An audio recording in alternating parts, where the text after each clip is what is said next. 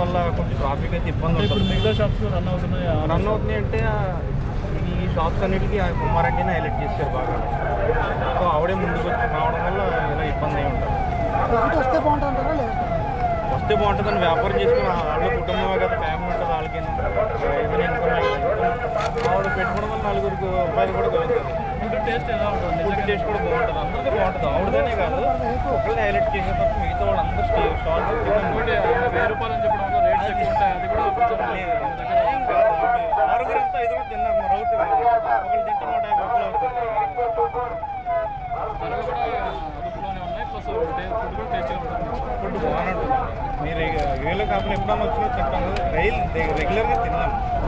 Masala food కదా, మనకి ఎప్పుడన్నా వారం ఒకసారన్నా 2 వీక్స్ ఒకసారన్నా తినచ్చు. డైలీ మసాలా ఫుడ్ తింటే మనకే హస్బెండ్ అయితే కామెంట్ చేశారన్న పక్క వాళ్ళకి చేసి పెట్టారని చెప్పి పక్కన షాప్స్ వల్ల చూసి ఓర్చుకోలేక చేసి పెట్టారు. అలా ఏం లేదు. నీకు ఫుల్ అంటే 50 మంది ఉన్నది తినలేం కదా, పక్కన వీళ్ళే తింటాం వచ్చినప్పుడు. మేము అలా చేస్తే కుమార్ అంటే వల్ల మిగతా షాపుల వాళ్ళకి కూడా పెరిగిందంటారు. పెరిగింది, ఆబ్వియస్లీ పెరిగింది. మీకు ఫుల్ ఉన్నాక పక్కన వెళ్ళి తింటాం మేము. మరి ఫుల్గా ఉంది తిన్న కష్టం రాదు.